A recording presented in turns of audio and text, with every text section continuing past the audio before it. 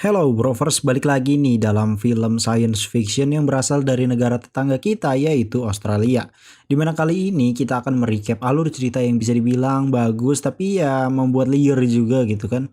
Film ini berjudul Infinity tahun 2015. Film ini diproduksi oleh Storm Vision Entertainment dan disutradarai oleh Shane Abbas. Film ini juga dibintangi oleh Daniel McPherson sebagai pemeran utama yang bernama Whit Carmichael. Peran utama yang luar biasa lah pokoknya untuknya. Dimana dia ini kan dipuji secara universal atas intensitasnya pada penampilannya di film ini.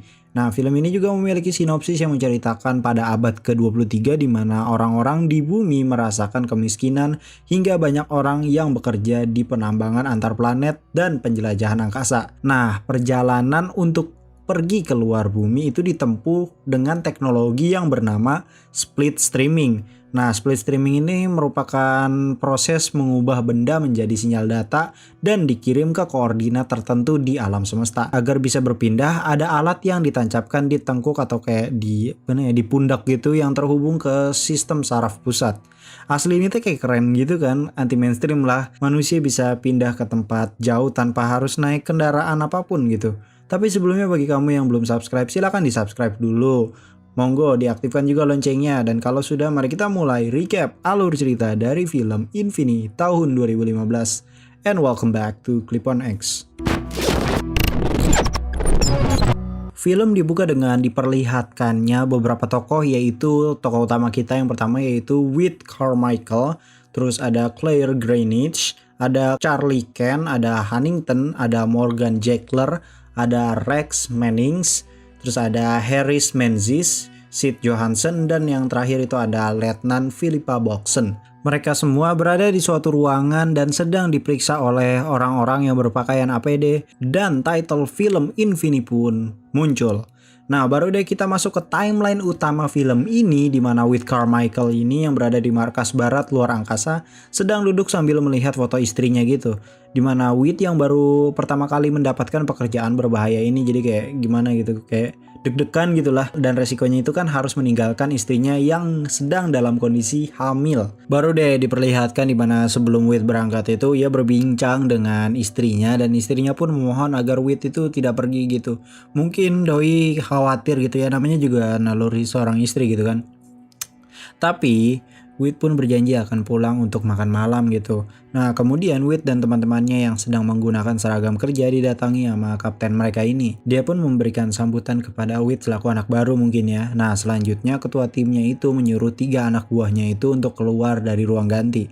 Nah, tersisalah Whit, Dave, dan si kapten. Kapten ini berbincang kepada Dave bahwa ada sesuatu yang hilang gitu, entah itu barang ataupun teknologi lah ya. Nah, ia mengira bahwa Dave lah yang mengambilnya atau si pencurinya. Whit yang hanya mendengarkannya pun jadi terlibat dalam persoalan ini. Saat mereka bertiga masih membicarakan masalah, seketika alarm berbunyi yang memberikan info bahwa personil Regu 1 akan melakukan lompatan atau teleport dan bertukar dengan Regu nomor 28. Kemudian setelah terjadi lompatan, sesampainya Regu 28 di markasnya si Regu 1, mereka kayak teriak-teriak gitu kayak orang gila dan menembak ngasal ya, pokoknya jogres lah. Nah, di sisi lain, Whit, Dave, dan Kapten ingin pergi ke ruang lain dan melakukan lompatan gitu kan, biar nggak jadi korban lah, karena kan ini lagi jogres kayak begini. Tetapi seketika pintu terkunci secara otomatis dan membuat mereka tidak bisa keluar dari sana. Mereka pun melihat bahwa di luar terjadi adu tembak gitu cuy. Nah, Whit yang berdiri di balik pintu pun hampir terkena tembakan. Untung saja kapten ini menolongnya. Selanjutnya kapten menyuruh Dave mengambil alat lompatan yang ternyata ia curi untuk melakukan lompatan ilegal untuk menyelamatkan mereka semua gitu. Nah, tapi di sini tuh Dave yang udah ketahuan mengambil alat itu masih bisa ngeles gitu cuy. Padahal situasinya lagi kayak gini gitu kan. Dave pun mengambil alat tersebut dan mengatur pada Apex Whit. Saat Dave mengatur Apex Kapten, terjadi kesalahan yang tidak bisa ia tangani. Seketika Dave pun sudah melakukan lompatan dan disusul juga oleh Whit. Kapten pun mati di markas karena markas melakukan penguncian juga gitu cuy. Kemudian scene pun berpindah ke markas timur di mana Kapten Komando Timur berbicara pada tim penyelamat terbaiknya itu.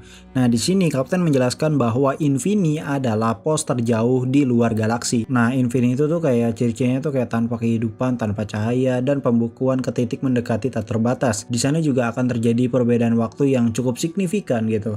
Jadi misalkan baru pergi dari bumi beberapa menit, nah di Infini mah udah seminggu gitu kan. Di Infini juga telah terjadi bencana angkasa terburuk dalam sejarah, yaitu 1.600 pria dan wanita pekerja di sana tewas karena adanya sekumpulan mineral aneh yang membentuk sumber energi unik berpotensi di tambang planet itu dan ternyata mudah menguap di dalam kondisi operasi normal. Stasiun di Infini juga secara permanen dimatikan dan semua pengiriman tertunda dihentikan. Di sini dijelaskan bahwa bencana global akan segera terjadi apabila payload tidak dimatikan. Nah, sang kapten ini juga memberitahu pada anggotanya bahwa sebelumnya telah dikirim tim inspeksi 15 ke Infini untuk memeriksa tempat terjadinya bencana. Tetapi selama di sana sesuatu terjadi pada anggota dan diantaranya itu mereka tuh udah mati gitu. Nah, menyisakan satu orang yang bernama Montoli. Nah, markas pusat pun mencoba untuk menarik Montoli keluar, tapi Montoli malah merusak Apexnya sendiri dan memilih tetap di sana gitu cuy.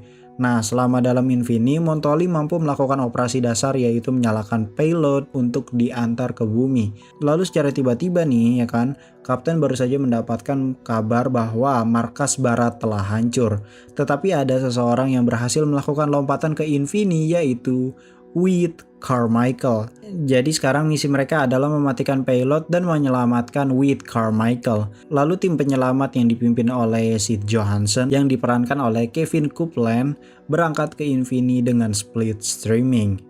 Dengan sekejap mereka sampai pada ruang penyimpanan di Infini. Di sana suhu sangat dingin sekali yaitu di bawah minus 70 derajat dan banyak sekali mayat yang membeku di sana. Asli ini tuh ngeri banget gitu cuy, mayat pada bergeletakan aja gitu kan. Kemudian Johansson membagi tugas.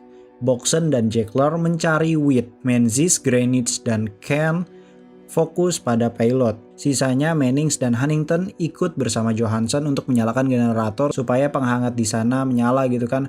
Mereka pun mulai berpencar. Singkat cerita, Boxen dan Jekyll yang berada di sebuah lorong mendengar bunyi ketukan antara logam dengan logam gitu cuy.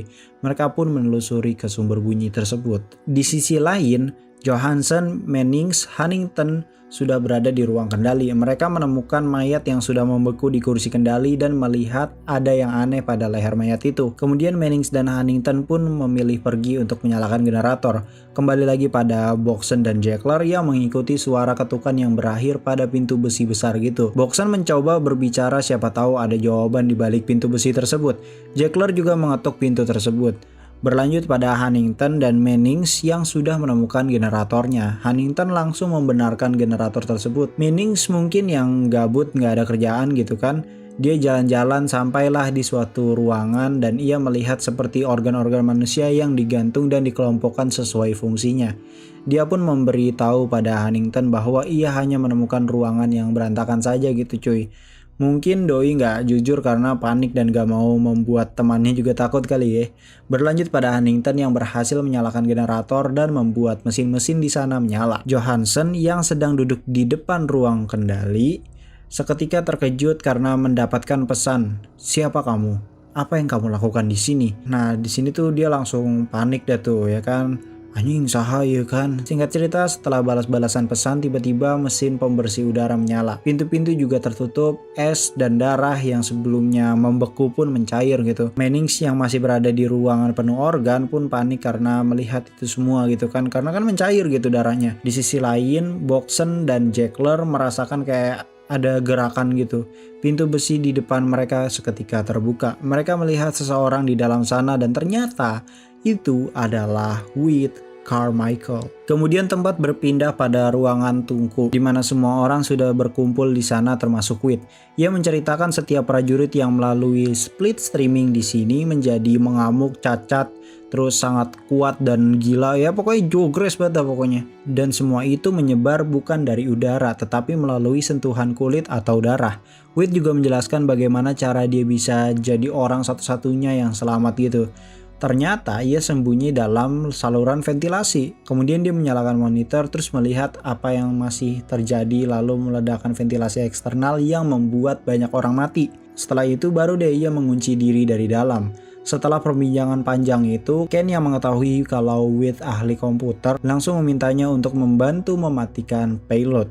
Wit yang mendengarnya pun kayak kaget dan kesel gitu kan, karena Wit tuh berpikir kalau mereka datang hanya untuk menyelamatkannya gitu. Ya ternyata ada misi lain, otomatis itu kan kayak mengulur waktu untuk Wit ketemu istrinya lagi. Ken pun menenangkan Wit yang kesal. Ken juga berjanji kalau mereka akan mengantar Wit pulang kembali ke bumi. Selanjutnya, Wit pun langsung beraksi mengeluarkan kemampuannya dalam menggunakan komputer. Di sini kita diperlihatkan kalau Wit ini benar-benar asli jenius banget, cuy. Bener-bener dah asli nih orang jago banget. Sampai-sampai Doi bilang kalau sistem di sini tuh kayak masih dasar aja. Selanjutnya, Wit pun berkata pada Kapten Johansson kalau dia bisa mematikan payload tetapi dengan bantuan seseorang untuk menekan tombol terminal yang berada di bagian bawah. Menzies yang menjadi sukarela pun turun ke bawah dengan ditemani Greenwich dan Jackler. Kemudian Wit membuka jendela di ruangan itu dan meminta mereka memeriksanya. Nah, di sini baru deh diperlihatkan kalau tenaga stasiun di sini di Infinity itu ternyata berasal dari kincir angin. Gokil juga ya, ternyata di luar stasiun itu kayak ada angin kencang banget gitu cuy ya. Namanya juga beda galaksi, kita kan nggak tahu cuy. Di sisi lain, Menzies, Greenwich, dan Jackler telah berada di ruangan bawah tanah. Mereka telah siap di posisi masing-masing. Kembali lagi pada Wit yang sedang mencoba mematikan payload. Kemudian datanglah Huntington yang mengajak ia berbicara lalu menuduh Wit terkena infeksi gitu. Nah, sebelumnya juga Huntington ini kayak udah curiga sama Wit. Wit yang sedang fokus pun sontak emosi dan memperlihatkan matanya pada Huntington yang membuktikan kalau Wit baik-baik saja dan negatif tidak terjangkit mineral tersebut. Seketika alarm berbunyi yang menandakan override pada tungku. Wit pun mencoba menenangkan mereka walaupun aslinya Wit juga panik mah ada gitu kan. Johansson juga khawatir karena pasukannya berada di bawah. Wit memulai menginstruksikan Greenwich, Menzies, dan Jackler untuk membuat meteran pada tungku turun menjadi ke titik aman. Dan akhirnya misi mematikan payload berhasil.